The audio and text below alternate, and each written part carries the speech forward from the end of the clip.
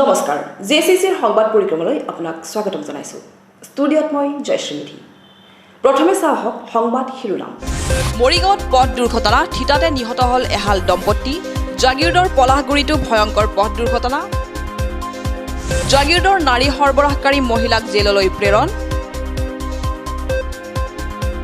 মৰিগাঁও জলসম্পদ বিভাগৰ বিৰুদ্ধে দুৰ্নীতিৰ অভিযোগ খৰালিটো খহনীয়া প্ৰতিৰোধৰ কাম নকৰি শুই বহি আছে বিষয়া ঠিকাদাৰ আৰু দ্ৰুতগতিত চলিছে জাগিৰোড ৰেল ষ্টেচনৰ আধুনিকীকৰণৰ কাম এতিয়া চাওক বাতৰি বিস্তৃতৰ ওপৰত মৰিগাঁৱত শোকাবহ পথ দুৰ্ঘটনা তীব্ৰবেগী ডাম্পাৰৰ খুন্দাত ঠিতাতে নিহত হয় এহাল দম্পতি একেদৰে নেলিৰ পলাহগুৰিত নৈশবাছ দুৰ্ঘটনাগ্ৰস্ত দুৰ্ঘটনাটোত গুৰুতৰভাৱে আহত হয় 15 গৰাকী যাত্ৰী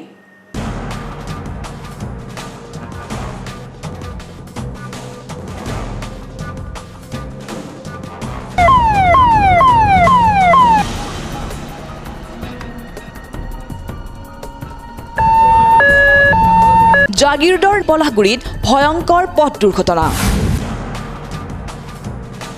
নিয়ন্ত্ৰণ হেৰুৱাই 37 নং ৰাষ্ট্ৰীয় ঘাইপথৰ কাষত বাগৰি পৰিল এখন নৈশবাছ সোমবাৰে নিশা সংঘটিত হয় এই পথ দুৰ্ঘটনাটো গুৱাহাটীৰ পৰা শিৱসাগৰ অভিমুখী আছিল AS01 HC 8966 নম্বৰৰ নৈশবাছখন বাছখনত আছিল প্ৰায় 40 গৰাকী যাত্ৰী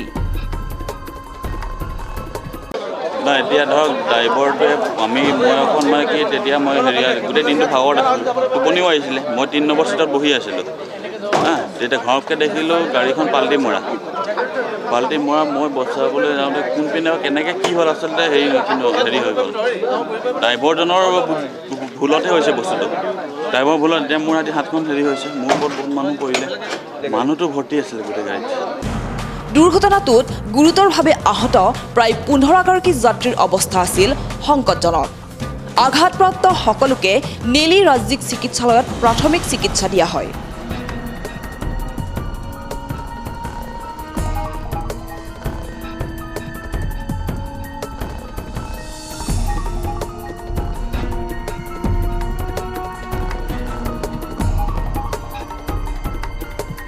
গুৰুতৰভাৱে আঘাতপ্ৰাপ্ত সকলোকে ততালিকে GMCHলৈ প্ৰেৰণ কৰা হয়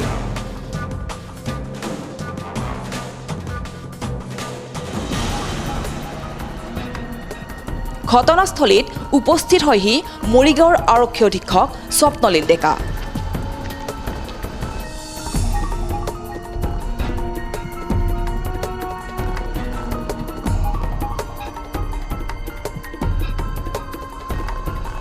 জানো আমি তো বহি আছিলোঁ আজাকা এনেকা হৈ গ'ল পুৰা স্পিডত গৈ আছিলে তাৰপিছত মই থিয় হৈ আছিলোঁ তাৰপিছত এনেকা পাল্টি হৈ গ'ল গাড়ীটো 2 পাল্টি মাৰি দিলে দুৰ্ঘটনাগ্ৰস্ত নৈশবাছখনৰ চালকে মদ্যপান কৰি গাড়ী চলোৱাৰ অভিযোগ কৰিছে এইসকল ভুক্তভোগী যাত্ৰীয়ে আমি গুৱাহাটীৰ পৰা আহিছোঁ গুৱাহাটীৰ পৰা শিৱসাগৰ গাড়ীখন শিৱসাগৰলৈ যোৱা গাড়ী বুলি কৈছে কিবা খাইছিলে মুঠতে তেনেকুৱাটো লাগিছে দেখাসকলে কৈছে খাইছোঁ তাৰপিছত এনেকুৱা হৈছিলে মানে তেখেত 5 কিলোমিটাৰমান আহে এবাৰ ৰখায় তাৰপিছত মানে কাৰোবাৰ টয়লেট লাগিছে তেনেকৈ সোধে এইখন অকণমান ৰখায় কাৰণ তেখেত নিজে আছেগৈ অকণমান গম পাইছিলে নেকি কিবা এটা হৈছে বুলি ৰখাই আহিছে মানে 5 কিলোমিটাৰ 10 কিলোমিটাৰ মই গাড়ীখন ৰখাই আহিছোঁ মই আজিলৈ উঠিছোঁ গুৱাহাটী আজিলৈ মই যোৰহাট যোৱা কথা আছিলে কিন্তু গাড়ীখন এনেই শিৱসাগৰ গাড়ী বুলি কৈছোঁ মই টিকেট মোৰ যোৰহাটলৈকে আছে গাড়ী প্ৰায় ভৰ্তি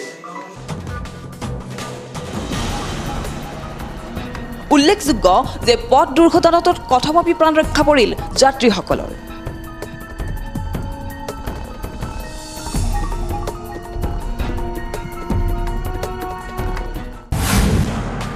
মৰিগাঁৱত পথ দুৰ্ঘটনা তীব্ৰবেগী ডাম্পাৰে মহতিয়াই নিলে এহাল দম্পতি সম্প্ৰতি মৰিগাঁও নগৰৰ লগতে গ্ৰামাঞ্চলৰ পথসমূহত দিনক দিনে বৃদ্ধি পাইছে ডাম্পাৰ ট্ৰেক্টৰৰ দৌৰাত্ম ফলত বৃদ্ধি পাইছে পথ দুৰ্ঘটনা প্ৰতিদিনে সংঘটিত হৈ অহা সৰু বৰ দুৰ্ঘটনাত বহুতো নিৰীহ লোকে অকালতে প্ৰাণ হেৰুৱাৰ লগতে চিৰদিনৰ বাবে খুনীয়া হৈছে অনেক এই দৃশ্য মৰিগাঁও নগৰৰ যোৱা 13 ফেব্ৰুৱাৰীত মৰিগাঁও নগৰৰ জিলা পৰিষদৰ সন্মুখতে সংঘটিত হয় এক ভয়ংকৰ পথ দুৰ্ঘটনা এখন তীব্ৰবেগী ডাম্পাৰৰ খুন্দাত থিতাতে নিহত হয় এহাল দম্পতি। পথত দৌৰাত্মৰ সৃষ্টি কৰা এখন ডাম্পাৰে মহতিয়াই নিয়ে দুয়োকে। মৰিগাঁৱৰ দন্দুৱাৰ ত্ৰৈলোক্য ডেকা আৰু পত্নী ৰুণু ডেকা এখন বাইকেৰে মৰিগাঁও নগৰলৈ আহি থকা অৱস্থাত পিছফালৰ পৰা অহা এখন তীব্ৰবেগী ডাম্পাৰে মহতিয়াই লৈ যায় দম্পতীহালক, যাৰ ফলত থিতাতে নিহত হয় ত্ৰৈলোক্য ডেকা আৰু তেওঁৰ পত্নী ৰুণু ডেকা। মৰিগাঁও চহৰত দিন দুপৰতে হোৱা এনে ভয়াৱহ দুৰ্ঘটনাক লৈ জিলাখনত ব্যাপক প্ৰতিক্ৰিয়াৰ সৃষ্টি হয়। দুৰ্ঘটনা সংঘটিত কৰি পলায়ন কৰা ডাম্পাৰখন পাছত আৰক্ষীয়ে জব্দ কৰে। বাইকখন যেতিয়া যায় ডাম্পাৰ পিছৰ খুন্দা মাৰি পেলাই মানুহটা চিটিকি পৰি গ'ল। যোৱাৰ পিছত ডাম্পাৰখন উঠাই লৈ গৈছে। মানুহটা চিটিকি পৰি গ'ল যেতিয়া কি বেগবোৰ ৰখাব লাগিছিল, ৰখা নাই, তাইক গাড়ী লৈ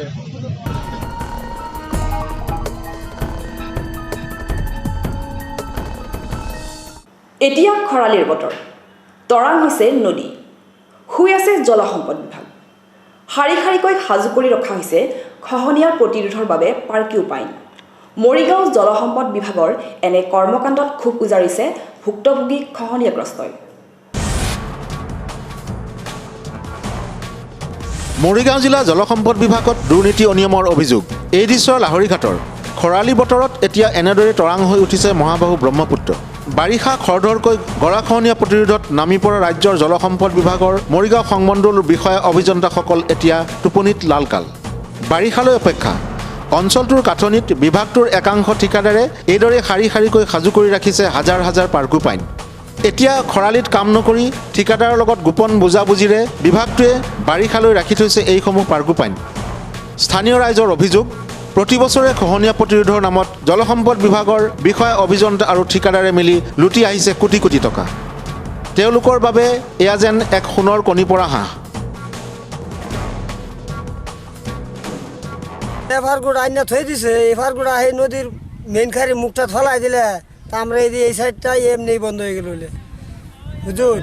ওখানে আমরা কী করি, আমরা কথাই শোনা না। ডিসি স্যারে এই যে অফিসাররা যায়, ডিসি স্যারে যেটা কয় ডিসি স্যারও হেডেই মানে ডিসি স্যারের ব্যক্তিগত কোনো কাম করে না। এই ক্ষেত্ৰত বিভাগটোৰ মৰিগাঁও সংমণ্ডলৰ অভিযন্তাৰ বিৰুদ্ধে উঠিছে গুৰুতৰ অভিযোগ। বিভাগটোৰ একাংশ বিষয়া অভিযন্তাৰ দুৰ্নীতিৰ বাবেই যোৱা 2017 আৰু 2019 চনত প্ৰলয়ংকৰী বানৰ কবলত পৰিব লগা হৈছিল বৃহত্তৰ অঞ্চলবাসী। খহনীয়া প্ৰতিৰোধৰ নামত প্ৰতি বছৰে ৰাজকোষৰ কোটি কোটি টকা কেৱল শৰাধ হৈছে। ব্ৰহ্মপুত্ৰৰ খহনীয়াত অঞ্চলটোৰ শ শ পৰিয়ালৰ উচন হৈছে মাটি ভেটি। বছৰি অঞ্চলবাসীয়ে হেৰুৱাই আহিছে ঘৰ বাৰী, কৃষিভূমি।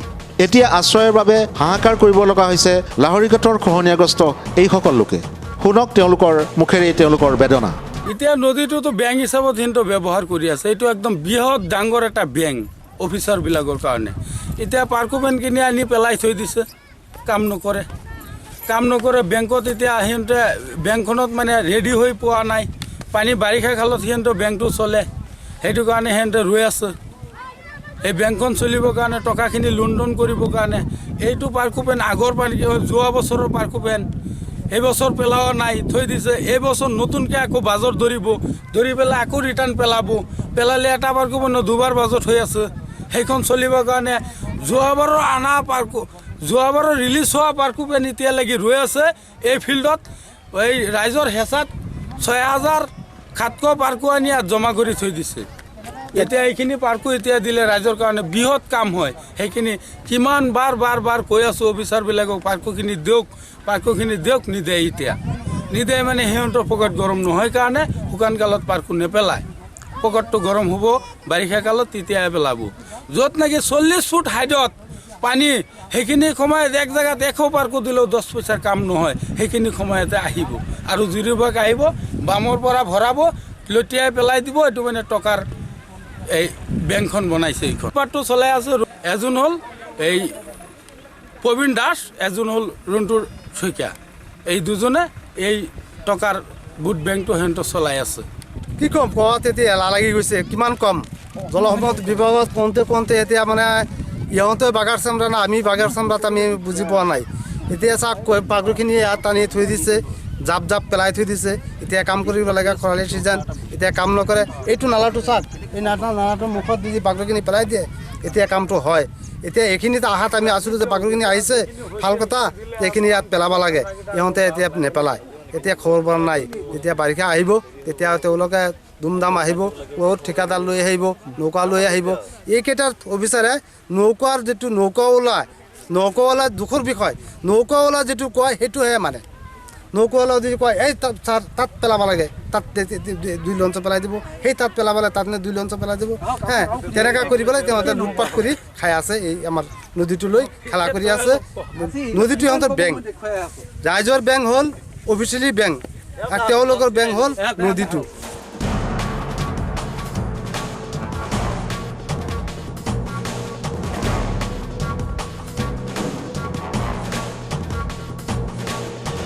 অসম মেঘালয় সীমান্তৱৰ্তী জাগিৰোড সমষ্টিৰ অন্তৰ্গত এখন দুৰ্গম গাঁও হৈছে টিৱাছং। পাহাৰীয়া গাঁওখনৰ লোকসকলৰ মৌলিক প্ৰয়োজনখিনিৰ কথা চিন্তা কৰিবলৈ এসময়ত কোনো নাছিল। পৰৱৰ্তী সময়ত জাগিৰোডৰ বিজেপিৰ বিধায়ক প্ৰমুখ্যে বিভিন্ন দল সংগঠনে সহায় আগবঢ়াইছে গাঁওবাসীলৈ।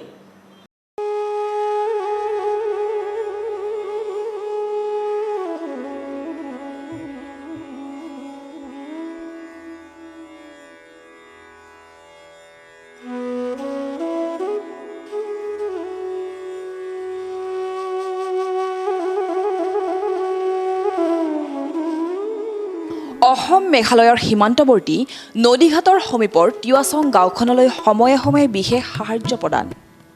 26টা পৰিয়ালৰ প্ৰায় 200 জনসংখ্যাৰ পাহাৰীয়া গাঁওখন জাগিৰোড সমষ্টিৰ অন্তৰ্গত। নিৰ্বাচনৰ পূৰ্বে জাগিৰোডৰ বিজেপি প্ৰাৰ্থী পীযুষ হাজৰিকাই গাঁওখনলৈ গৈ দেখিলে গাঁওবাসীৰ দুৰ্দশা। নিৰ্বাচনৰ পিছতে গাঁওখনলৈ ছ'লাৰ লাইট, ফিল্টাৰ, চিকিৎসালয়ৰ ব্যৱস্থা কৰিলে বিধায়ক তথা মন্ত্ৰী পীযুষ হাজৰিকাই। সেই ধাৰাবাহিকতা অব্যাহত থাকিল বিভিন্ন স্বেচ্ছাসেৱী সংগঠন আৰু অনুষ্ঠানৰ যোগেদি। যোৱা 14 ফেব্ৰুৱাৰীত জাগিৰোডৰ শুশ্ৰূষা পলিক্লিনিক আৰু জাগিৰোড মহাবিদ্যালয়ৰ উদ্যোগত টিৱাছঙত এক সামাজিক সেৱা কাৰ্যসূচী ৰূপায়ণ কৰা হয়। শুশ্ৰূষাৰ তৰফৰ পৰা টিৱাছং গাঁৱৰ ৰাইজলৈ আগবঢ়োৱা হ'ল বিনামূলীয়া চিকিৎসা সেৱা আৰু ঔষধ। এই কাৰ্যসূচীত নখোলা ৰাজ্যিক চিকিৎসালয়ৰ চিকিৎসা বিষয়া ডাক্তৰ ধৰ্মেশ্বৰ ৰংহাঙৰ লগতে নাৰ্ছিং হোমখনৰ চিকিৎসক তথা চিকিৎসাকৰ্মীৰ দলে সহযোগ কৰে। হেল্থ কেম্প এটা কৰা গৈছে। এইটো হেল্থ কেম্প জাগিৰোড মহাবিদ্যালয় আৰু শুশ্ৰূষা লাইফ কেয়াৰ পলিক্লিনিক জাগিৰোড আমাৰ পৰা আৰু জাগিৰোড মহাবিদ্যালয় মিলি পেলাই আমি এটা হেল্থ কেম্প কৰিছোঁ। লগতে মন্ত্ৰী মহোদয় শ্ৰদ্ধাৰ পীযুষ হাজৰিকা ডাঙৰীয়াই অলপ কিতাপ আৰু বহি আমাৰ লগতে পঠাইছে। সেইখিনি আমি এই ল'ৰা ছোৱালীখিনিৰ মাজত যি ষ্টুডেণ্ট আছে, ইয়াতে স্কুল এখন আছে, এই স্কুলখন তেওঁলোকে সমাজখনে চলাই আছে, সেইখন গভৰ্ণমেণ্ট স্কুল নহয়। তাত কিছু কিতাপ বহি আমি ল'ৰা ছোৱালীখিনিক দিবলৈ সক্ষম হৈছোঁ।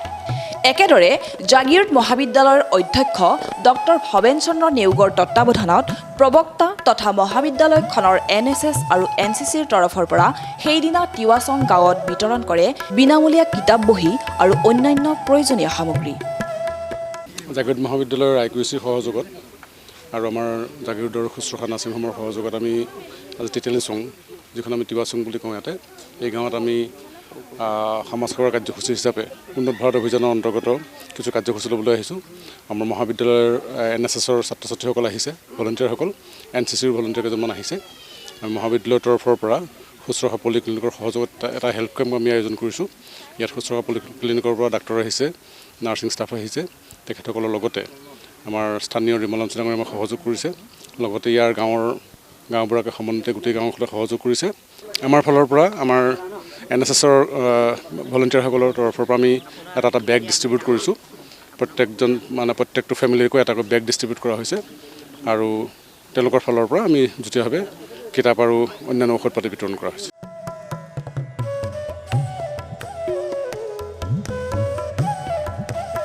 ভিতৰুৱা পাহাৰীয়া গাঁওবাসীক এনেদৰে সহায়ৰ হাত আগবঢ়োৱাত সন্তুষ্টি প্ৰকাশ কৰিছে তিৱা সমাজৰ অগ্ৰণী ব্যক্তি ৰিমল আমচিয়ে। মই টিৱাছং গাঁওবাসীৰ হৈ বিশেষকৈ আজি যিটো স্বাস্থ্য শিবিৰ অনুষ্ঠিত কৰা হ'ল আৰু এই স্বাস্থ্য শিবিৰটো অনুষ্ঠিত কৰিছে আমাৰ শুশ্ৰূষা পলিক্লিনিক জাগিৰোড আৰু আমাৰ জাগিৰোড মহাবিদ্যালয়ৰ অধ্যক্ষকে আদি কৰি ছাত্ৰ ছাত্ৰীসকলে ইয়াত আহি পেলাই আমাৰ এই দুখীয়া ৰাইজক তেখেতসকলে ফ্ৰী মেডিচিন দিছে আৰু স্কুলীয়া ছাত্ৰ ছাত্ৰীসকলক বহি দিছে, কিতাপ দিছে।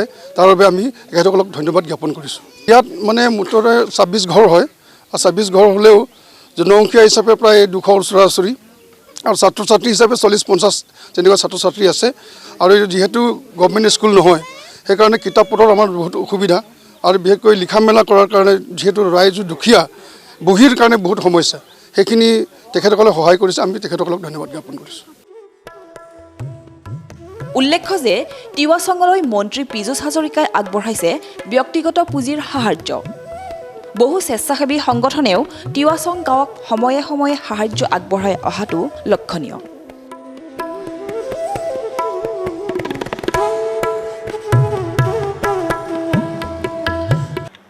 জাগিৰোডত সক্ৰিয় নাৰী সৰবৰাহকাৰী চক্ৰ কথমপি ৰক্ষা পৰিল এই চক্ৰৰ কবলত পৰা দুগৰাকী নাবালিকা ধৃত নাৰী সৰবৰাহকাৰী মহিলাক জেললৈ প্ৰেৰণ কৰা হৈছে জাগিৰোডত সক্ৰিয় নাৰী সৰবৰাহকাৰী চক্ৰ কামৰ প্ৰলোভনেৰে বহিৰাজ্যত সৰবৰাহ পৰিকল্পনা কথমপি ৰক্ষা জাগিৰোডৰ 2 কিশোৰী জেল হাজতলৈ প্ৰেৰণ সৰবৰাহকাৰী বিবাহিতা মহিলা হয় বিগত 14 ফেব্ৰুৱাৰীত নিৰুদ্দেশ হৈছিল জাগিৰোডৰ পশ্চিম নগাঁৱৰ 2 কিশোৰী বহু বিচাৰ খোচাৰ কৰিও পৰিয়ালৰ লোকে কোনো সংসূত্ৰ পোৱা নাছিল নৱম শ্ৰেণীত অধ্যয়নৰত কিশোৰী দুগৰাকী অৱশেষত নিজেই আহি উপস্থিত হয় জাগিৰোড আৰক্ষী থানাত জাগিৰোড আৰক্ষীয়ে জনোৱা মতে জাগিৰোডৰ কাহিকুচি গাঁৱৰ এগৰাকী বিবাহিতা মহিলাই কামৰ প্ৰলোভনেৰে গুৱাহাটীলৈ লৈ গৈছিল কিশোৰী দুগৰাকী গুৱাহাটীৰ কোনো অজ্ঞাত স্থানৰ এটা ফ্লেটত ৰাখিছিল দুয়োগৰাকী কিশোৰী তাৰ পিছতে গুৱাহাটীৰ কোনো বিউটি পাৰ্লাৰত আপত্তিজনক কামত লিপ্ত কৰিবলৈ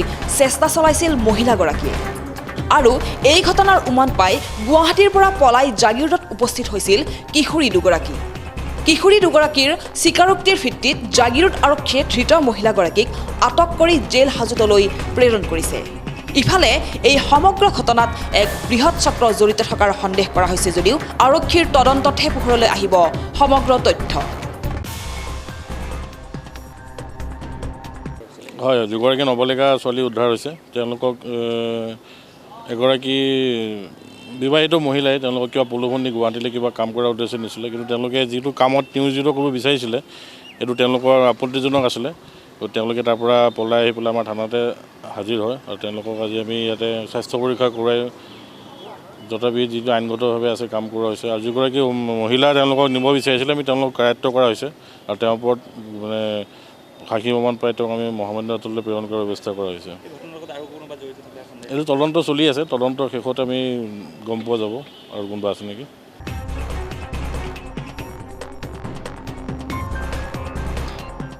লাহৰীঘাটৰ বৰালিমাৰীত ব্ৰহ্মপুত্ৰৰ বান্ধ মেৰামতিৰ দাবীত বিদ্যালয়ৰ ছাত্ৰ ছাত্ৰীৰ প্ৰতিবাদ যাতায়াতৰ ক্ষেত্ৰত দুৰ্বিষহ জীৱন অতিবাহিত কৰা অঞ্চলবাসীয়ে বান্ধ মেৰামতিৰ দাবী তুলিছে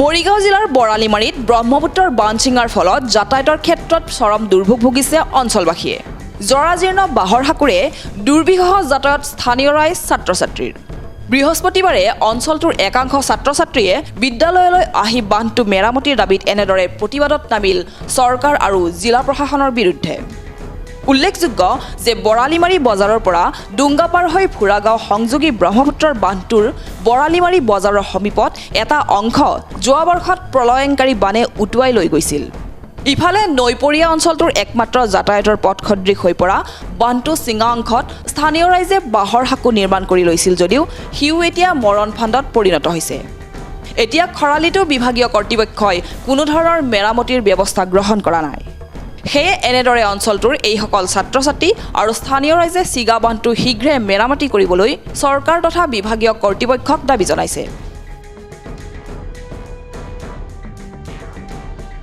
এতিয়া আমি বহুত বেয়া এটা সমস্যাৰ সন্মুখীন হৈ আছোঁ ইয়াত আমাৰ ওচৰতে ব্ৰহ্মপুত্ৰ নদী আছে ইয়াত এটা বান্ধৰ ব্যৱস্থা আছিল তেতিয়া যোৱা বছৰ ইয়াত বান্ধটো ভাঙি যোৱাত আমাৰ বহুত অসুবিধা হৈছে আমাৰ স্কুলৰে এজন ছাত্ৰ ইয়াত পৰি আহত হোৱা হৈছে আৰু আমি বহুত অসুবিধা হৈছোঁ কাৰণ বানপানীৰ সময়তো বহুত যথেষ্ট অসুবিধা হয় শিক্ষাৰ ক্ষেত্ৰতো আমি স্কুলত অহাটো যথেষ্ট অসুবিধা পাওঁ আমাৰ 1-1.5 মাহমান সময় এনেই অতিবাহিত কৰিব লাগে আমাৰ স্কুলৰ আমি আপোনালোকৰ মাজেৰে চৰকাৰক এইটো আহ্বান জনাম যাতে অতি সোনকালে আমাৰ এই পথ মেৰামতি কৰি আমাৰ যাতায়াত ব্যৱস্থাটো সুচল কৰি দিয়ে আমাৰ ইয়াত এটা বান্ধৰ ব্যৱস্থা আছিল যোৱাবাৰ বাৰিষাত এই বান্ধটো ভাঙি যোৱাৰ বাবে আমাৰ ইয়াত মানে স্কুল অহা যোৱা কৰা বা বেলেগ কাৰ্যসূচীটো ইয়াৰ ৰাস্তাত বহুত অসুবিধাৰ সৃষ্টি হৈছে আমি সেইটো কাৰণে আজি সকলো ছাত্ৰ ছাত্ৰী ওলাই আহিছোঁ যোৱাবাৰ যি বানপানী হ'ল সেই বানপানীত মানে আমাৰ যিহেতু ব্ৰহ্মপুত্ৰৰ একেবাৰে কেইমিটাৰমানৰ দূৰতে ব্ৰহ্মপুত্ৰখন আছে ব্ৰহ্মপুত্ৰৰ মূল খুঁটি এইটো ইয়াৰ পৰা এইটো ঘাইপথ ল'ৰা ছোৱালী এইটো ছাইডত বৰালিমাৰী হাইস্কুল আছে জাতীয় বিদ্যালয় আছে আৰু বিভিন্ন স্কুল আছে সকলো ল'ৰা ছোৱালী এই ৰাস্তাটোৰে মেইন পথ ইয়াৰ পৰা অহা যোৱা কৰে আৰু বিশেষকৈ এই বানটো ছিগি যোৱাৰ ফলত ল'ৰা ছোৱালীয়ে কেইমাহমান ধৰি এটা শিক্ষাদানৰ পৰা মানে বিৰত থাকিব লগা হৈছে অহা যোৱাৰ অসুবিধাৰ কাৰণে নাৱেৰে আহিব লগা হৈছিলে এতিয়া আৰু সমাগত কেইদিনমানৰ পিছত আকৌ পানী হ'বই আমাৰ বিশেষকৈ আমি চৰকাৰক এটাই অনুৰোধ জনাইছোঁ যাতে এই বানটো সোনকালে আমাক মানে পৰিপূৰ্ণ কৰি দিয়ক এই বানটো মেৰামতি কৰি দিয়ক আৰু ল'ৰা ছোৱালী ছাত্ৰ ছাত্ৰীৰ লগতে বৃহত্তৰ অঞ্চলৰ মানে উন্নতি সাধন কৰিব লাগে যিহেতু ওচৰত দ্বি-সাপ্তাহিক বজাৰ এখন আছে লগতে এইফালে আমাৰ এম্বুলেঞ্চ যাব নোৱাৰে ফায়াৰ ব্ৰিগেড যাব নোৱাৰে এটা ডাঙৰ সমস্যা ৰাস্তাৰ পথৰ অসুবিধা এখন সম্পূৰ্ণ এখন সাকুৰে মানে অহা যোৱা কৰিব লগা হৈছে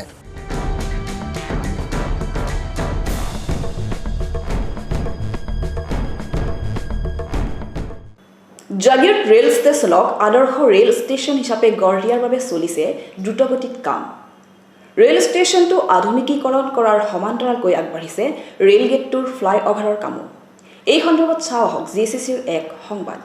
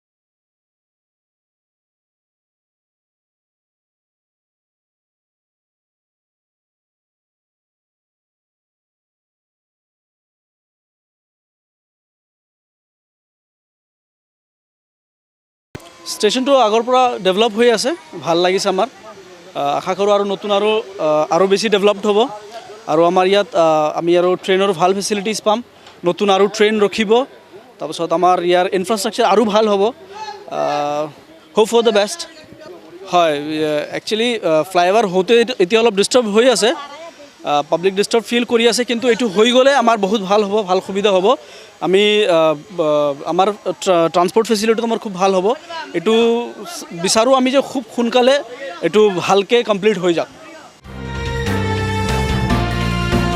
আশা কৰা হৈছে ভাৰতবৰ্ষৰ উন্নত মানদণ্ডৰ ষ্টেচনৰ সমপৰ্যায়ৰ হ'ব জাগিৰোডৰ ৰেল ষ্টেচনটো যাত্ৰীৰ জিৰণি কোঠাকে ধৰি যাত্ৰীৰ সুবিধাসমূহ উন্নত হ'ব জাগিৰোড ৰেল ষ্টেচনত আগৰ পৰা ভাল হৈছে এতিয়া মডাৰ্ণ হৈ আছে ষ্টেচন আমাৰ যোগাযোগৰ ব্যৱস্থা সুন্দৰ হৈছে আৰ বহুত সুবিধা হ'ব প্লেটফৰ্মৰ আপোনাৰ ৱেটিং ৰুম টুম সব থাকিব ইয়াত ভালেই হ'ব অৱস্থা আগৰ পৰা বহুত ধুনীয়া হ'ব এইটো ষ্টেচন নতুন ট্ৰেইন ইয়াত ষ্টপেজ দিব লাগে আৰু বহুত ট্ৰেইন আছে আমাৰ শিলচৰৰ ট্ৰেইন আছে তাৰপিছত শতাব্দী আছে কামৰূপ আছে এইবিলাক ষ্টপেজ দিলেহে আমাৰ যাতায়াতৰ সুবিধা হ'ব আৰু ভাল হ'ব আশা কৰোঁ এইবিলাক সুবিধা হ'ব বুলি মই মডাৰ্ণ ষ্টেচন হ'ব বুলি আশা কৰিছোঁ আমাৰ এইটো বহুত পুৰণি এটা সমস্যা আৰু এইটো সোনকালে সমাধান হ'ব বুলি মই ভাবোঁ আৰু ৰাস্তাৰ আমাৰ ফ্লাইঅভাৰ মৰিগাঁও ডিষ্ট্ৰিক্টৰ এইটো হ'লে সুবিধা হ'ব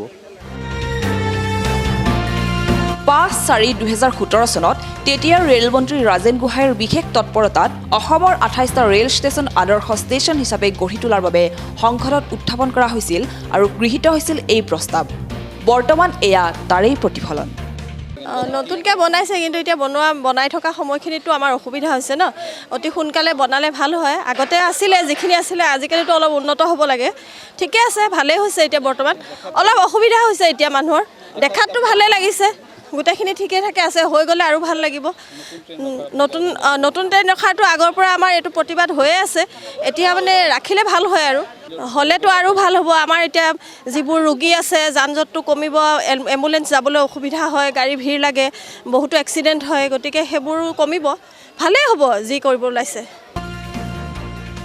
ৰাইজৰ আশা ৰেল ষ্টেচনৰ আধুনিকীকৰণৰ লগে লগে দূৰণিবতীয়া দ্ৰুতগামী ৰেলসমূহো জাগিৰোডত ৰখোৱাৰ ব্যৱস্থা কৰিব ৰেল বিভাগে উল্লেখ্য যে জাগিৰোডৰ ৰেল ষ্টেচনটো মৰিগাঁও জিলাৰ অন্যতম গুৰুত্বপূৰ্ণ ৰেল ষ্টেচন থকাটো সুবিধা হ'ব যেনেকৈ ৱেইটিং ৰুম বেলেগত আমি যেনেকৈ ৱেইটিং ৰুম পাম এতিয়া ৱেইটিং ৰুম বনাব তেতিয়া আমি সুবিধাটো তাৰমানে অলপ বেছি হ'ব আমি যাত্ৰীবিলাকৰ সুবিধা হ'ব আৰু ফ্লাইঅভাৰৰ ক্ষেত্ৰত তাৰমানে বহুতখিনি সুবিধা হ'ব যান জোঁটৰ কাৰণে তাৰমানে এনে বেমাৰী এজন যেনেকৈ নিবৰ কাৰণে আগতে ব্লক হৈ থাকে এতিয়া সেইটো নাথাকিব আমি সেইটোকে আমি অনুৰোধ জনাইছোঁ অতি সোনকালে যেন হয়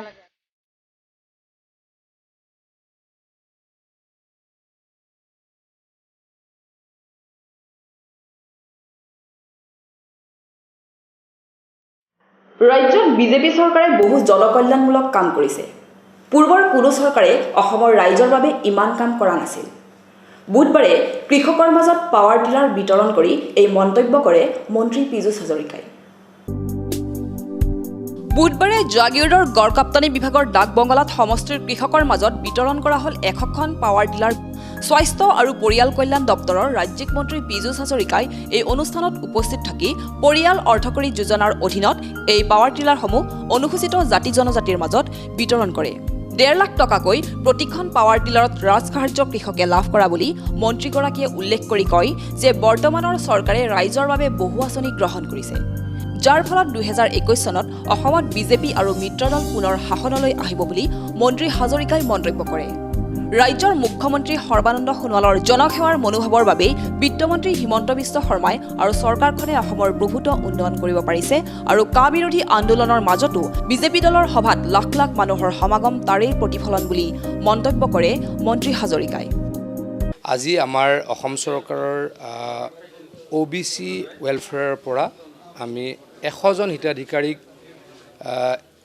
1,90,000 টকাৰ এখন পাৱাৰ টিলাৰ 40,000 টকাত দিয়াৰ ব্যৱস্থা কৰিছিলোঁ তাৰেই আমি আজি আমাৰ সমষ্টিত আনুষ্ঠানিক কাৰ্যসূচী আৰম্ভ কৰিলোঁ আমাৰ হিতাধিকাৰী কৃষকসকলক দিয়াৰ ব্যৱস্থা কৰিলোঁ মই আশা ৰাখিছোঁ যে 1.5 লাখ টকা এজন কৃষকে লাভ কৰিব মানে 1.5 লাখ টকাৰ সুবিধা পাব ইয়াৰ পৰা কৃষকজন যথেষ্ট উপকৃত হ'ব বুলি মই আশাবাদী আৰু ইয়াৰ ফলত আমাৰ কৃষিৰ অৱস্থাও দ্ৰুতগতিত ভাল হ'ব বুলি মই আশা কৰোঁ তাৰ আমাৰ সমষ্টিত 100 জন কৃষকে পাব আজি আমি 23খন দিছোঁ অহা এসপ্তাহত বাকি 24খন দিছোঁ অহা এসপ্তাহত গোটেইখিনিয়ে পাব আকৌ কৈছোঁ এই এখন পাৱাৰ টিলাৰৰ মূল্য 1,90,000 আৰু কৃষকজনে দিব লগা হৈছে মাত্ৰ 40,000 তাৰ লগতে আজি আমাৰ কেইবাজনো ব্যক্তিয়ে আজি কংগ্ৰেছ দলৰ এজন জাগিৰোড পঞ্চায়তৰ ৱাৰ্ড সদস্যকে ধৰি কেইবাজনো ব্যক্তি আমাৰ দলত যোগদান কৰিছে তেখেতলোকক মই উষ্ম আদৰণি জনাইছোঁ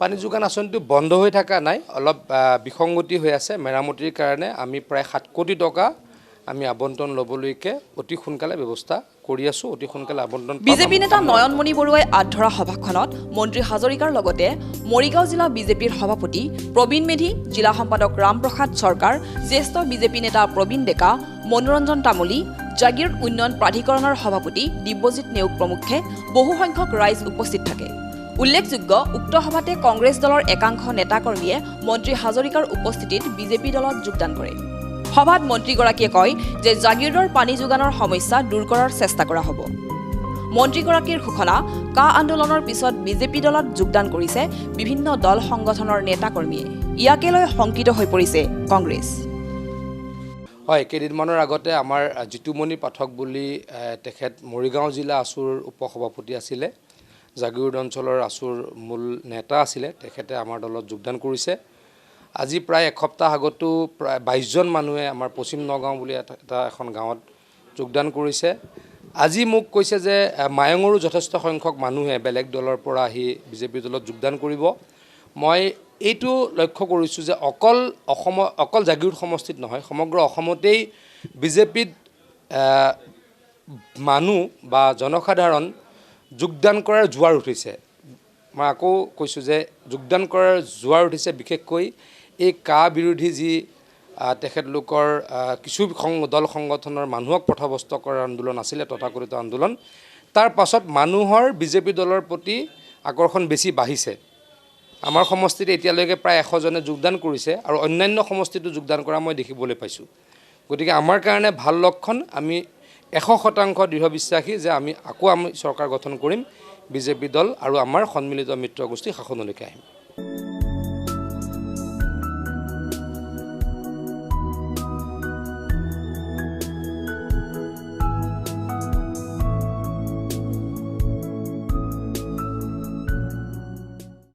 এতিয়া চাওক সংক্ষিপ্ত ৰূপত কেইটামান বাতৰি।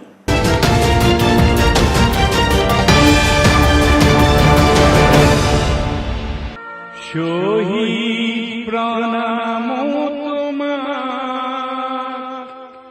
শহীদ প্ৰণাম তোমাক।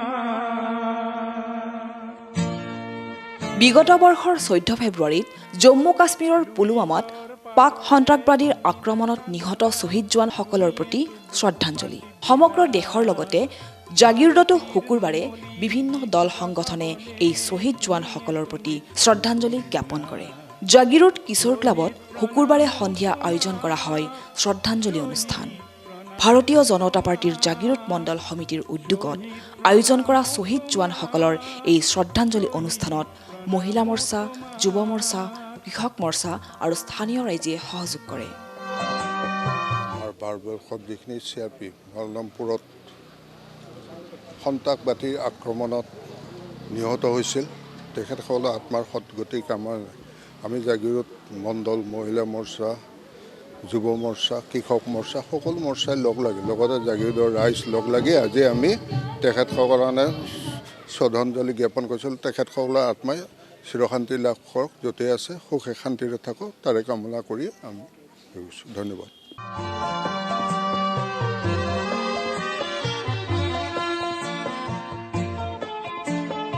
একেদৰে জাগিৰোড চাৰিআলিত স্থানীয় ব্যৱসায়ীসকলেও সেইদিনা সন্ধিয়া পুলৱামাৰ শ্বহীদ জোৱানসকলক স্মৰণ কৰাৰ উদ্দেশ্যে আয়োজন কৰে এক শ্ৰদ্ধাঞ্জলি অনুষ্ঠান।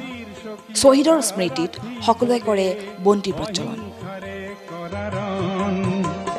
তুমি এতো দানবীয় শক্তিক কিছু যুক্তিৰ মৰ্ম শিকালা, ভাৰতীৰ নুমলী গীত বচাবলে তুমি এতো। সমান্তৰালকৈ সেইদিনা সন্ধিয়া জাগিৰোড নতুন বজাৰত ৰেলগেট গাঁওৰক্ষী বাহিনীয়ে আয়োজন কৰে এক শ্ৰদ্ধাঞ্জলি অনুষ্ঠানৰ।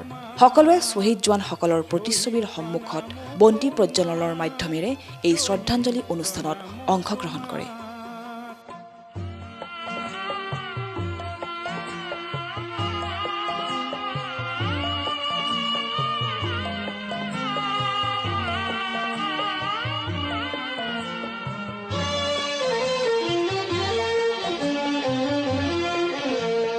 শহীদ হলা তুমি সূৰ্য হলা, যি অসমলে প্ৰভাত আনিব। তুমি শহীদ হলা তুমি ধুমুহা হলা, জীৱৰ দৈছিলা হৈ। সাৱধান, ৰাজ্যৰ চুকে কোণে পিটপিটাই ফুৰিছে নকল সোণৰ ব্যৱসায়ী ৰূপত প্ৰবঞ্চ। এই যুৱকজন চন্দ্ৰপুৰৰ কমল কলিতা। কিছুদিন পূৰ্বে তেওঁলৈ অহা এটা ফোন কলৰ পম্প খেদি তেওঁ উপস্থিত হৈছিলগৈ তেজপুৰত। উদ্দেশ্য আছিল সোণ ক্ৰয়। সোণ ক্ৰয়ৰ উদ্দেশ্যৰে যুৱকজনে তেজপুৰত উপস্থিত হৈ প্ৰত্যক্ষ কৰে কেইবাখনো সোণৰ বিস্কুট। তাৰ পৰা অলপ সোণ তেওঁ পৰীক্ষাৰ বাবে লৈ আনে আৰু সেয়া সঁচা প্ৰমাণিত হয়। পৰৱৰ্তী পৰ্যায়ত তেওঁ ৪৫,০০০ টকাৰ বিনিময়ত ক্ৰয় কৰি আনে এখন সোণৰ বিস্কুট। ক্ৰয় কৰা সোণখিনিৰ বজাৰ মূল্য আছিল প্ৰায় ১২ লাখ টকা। যুৱকজনে ততাতয়াকৈ মহানগৰীৰ এখন চিনাকি সোণৰ দোকানলৈ গৈ সোণখিনি পৰীক্ষা কৰাতহে ওলাই পৰে উৰহি গছৰ ওৰ। সোণাৰীয়ে গোটেই টুকুৰা সোণেই নকল বুলি জনায়। হতভম্ব হৈ পৰে যুৱকজন। এনেদৰেই তেজপুৰৰ পৰা এচাম অসাধু ব্যৱসায়ীয়ে চলাই গৈছে নকল সোণৰ এখন ৰমৰমীয়া বেহা। গতিকে আপুনিও সাৱধান হওক নকল সোণৰ পৰা।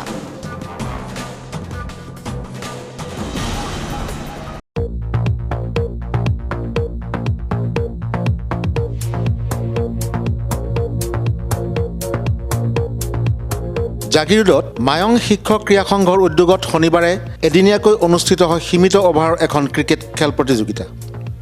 এদিনীয়া এই ক্ৰিকেট প্ৰতিযোগিতাৰ চূড়ান্ত খেলখনত কিলিং ক্ৰিকেট দলটোৱে বিজয় সাব্যস্ত কৰে। কিলিং ক্ৰিকেট দল আৰু পবিতৰা ক্ৰিকেট দলৰ মাজত অনুষ্ঠিত চূড়ান্ত খেলখনত প্ৰথমে বেটিং কৰি নিৰ্ধাৰিত 8 অভাৰত 2টা উইকেট হেৰুৱাই কিলিং দলে সংগ্ৰহ কৰে 56 ৰান।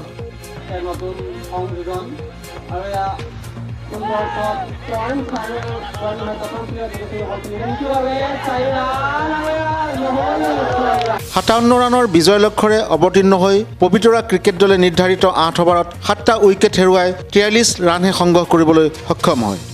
বেটিং আৰু বলেৰে সুন্দৰ প্ৰদৰ্শন কৰে কিলিং ক্ৰিকেট দলৰ অধিনায়ক হেমন্ত চৌধুৰীয়ে। তেওঁ লাভ কৰে খেলখনৰ শ্ৰেষ্ঠ খেলুৱৈৰ বঁটা।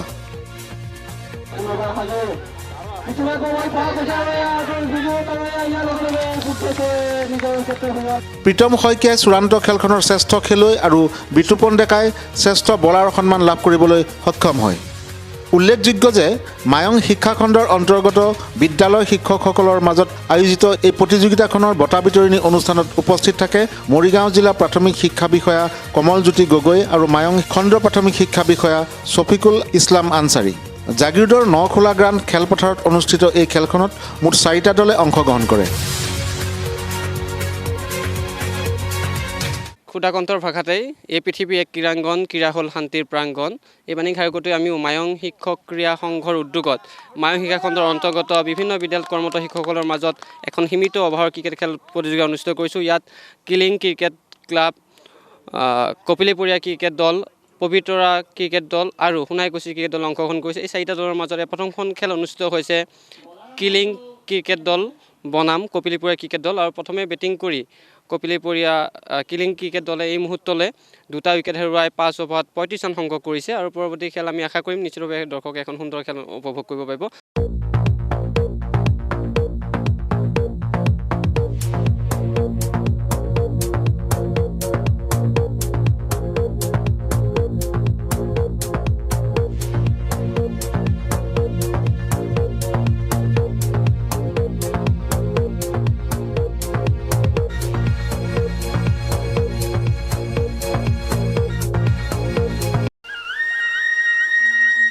মৰিগাঁও জিলাৰ ভোৰাগাঁও মহাবিদ্যালয় সপ্তাহৰ সামৰণি। এক বাৰেৰহণীয়া সাংস্কৃতিক শোভাযাত্ৰাৰ সোমবাৰে সামৰণি পৰে মহাবিদ্যালয় সপ্তাহ।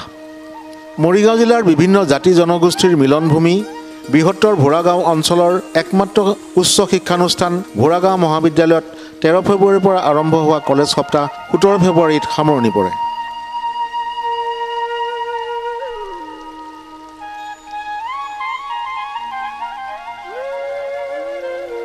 সামৰণিৰ দিনা মহাবিদ্যালয়খনৰ ছাত্ৰ ছাত্ৰী আৰু অধ্যাপক অধ্যাপিকা প্ৰমুখ্যে অঞ্চলটোৰ ৰাইজে উলিয়াই এক বৰ্ণিল সাংস্কৃতিক শোভাযাত্ৰা। এই শোভাযাত্ৰাৰ জৰিয়তে অসমীয়া সমাজৰ বৰনামঘৰকে ধৰি বিভিন্ন কৃষ্টি সংস্কৃতি প্ৰদৰ্শন কৰা হয়। সমান্তৰালকৈ ডাইনীৰ দৰে কুৰপথা প্ৰতিফলিত কৰা হয় এই সাংস্কৃতিক শোভাযাত্ৰাত।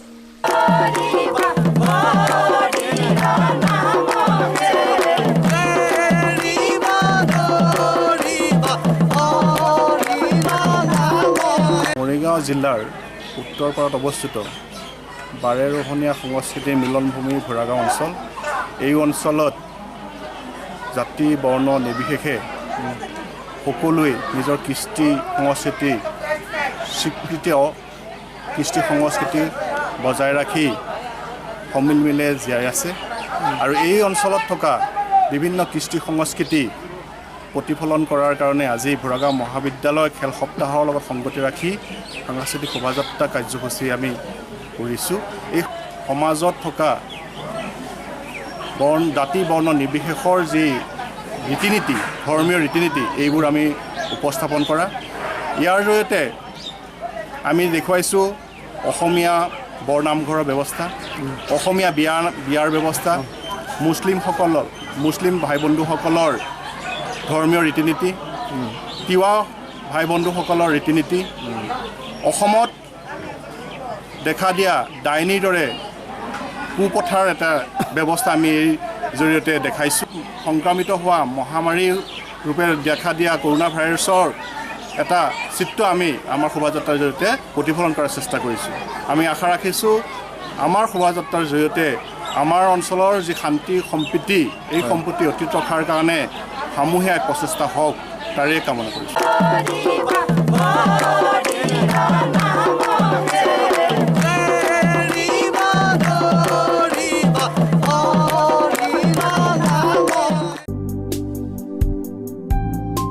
জাগিৰোড থানাত মঙলবাৰে অনুষ্ঠিত কৰা হয় গাঁওৰক্ষী বাহিনীৰ এখন সজাগতা সভা। জাগিৰোড থানাৰ অন্তৰ্গত প্ৰতিখন গাঁওৰক্ষী বাহিনীৰ বিষয়ববীয়া সদস্যসকলৰ উপস্থিতিত অনুষ্ঠিত এই সজাগতা সভাখনত মৰিগাঁও জিলাৰ আৰক্ষী অধীক্ষক স্বপ্নলীল ডেকা উপস্থিত থাকে। সমাজকৰ্মী প্ৰবীণ কুমাৰ ডেকাৰ পৌৰোহিত্যত অনুষ্ঠিত এই সভাত গাঁওৰক্ষী বাহিনীৰ বিভিন্ন কাম কাজ তথা দায়িত্ব আৰু কৰ্তব্য সন্দৰ্ভত বিভিন্নজনে বক্তব্য আগবঢ়ায়। এই অনুষ্ঠানতে সেইদিনা জাগিৰোড আৰক্ষী থানাৰ নৱনিযুক্ত আৰক্ষী বিষয়া তথা চক্ৰ পৰিদৰ্শক উৎপল বৰাকো জাগিৰোডবাসীৰ তৰফৰ পৰা বিশেষভাৱে আদৰণি জনোৱা হয়।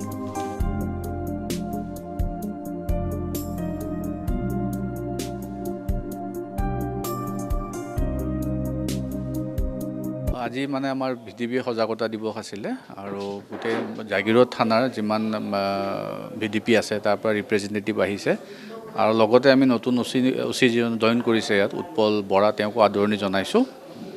সেই সংক্ৰান্তে আজি মিটিংখন হৈছিলে।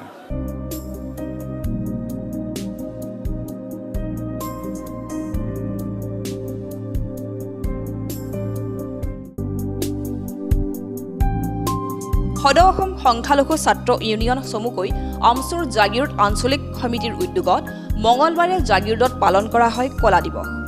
1983 চনৰ নেলীৰ গণহত্যা আৰু তিৱাৰী আয়োগৰ প্ৰতিবেদন ৰাজহুৱা নকৰাৰ প্ৰতিবাদত আমচুৱে পালন কৰে এই কলা দিৱস। এই লৈ সেইদিনা জাগিৰোড আমচুৰ কাৰ্যালয়ত এখন ৰাজহুৱা সভা অনুষ্ঠিত কৰা হয়।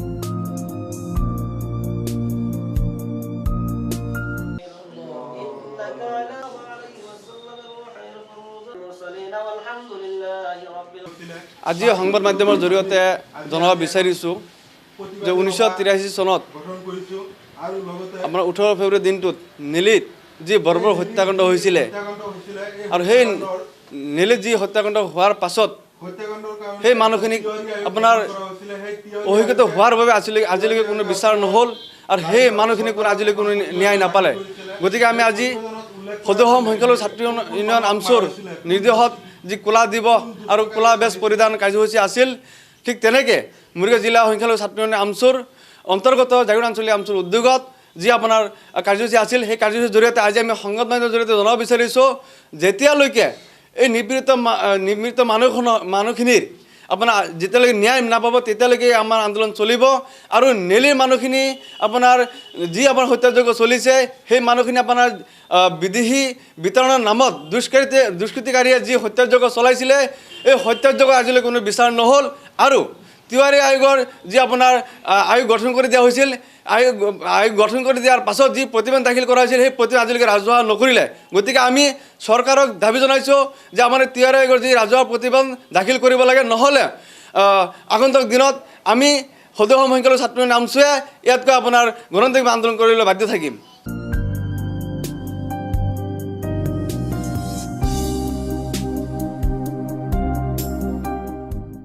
আজিৰ সংবাদ পৰিক্ৰমা ইমানতে সামৰিছোঁ।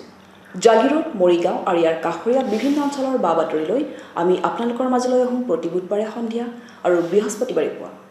গতিকে চাবলৈ নাপাহৰিব আপোনালোকৰ প্ৰিয় অনুষ্ঠান JCCৰ সংবাদ পৰিক্ৰমা। ধন্যবাদ।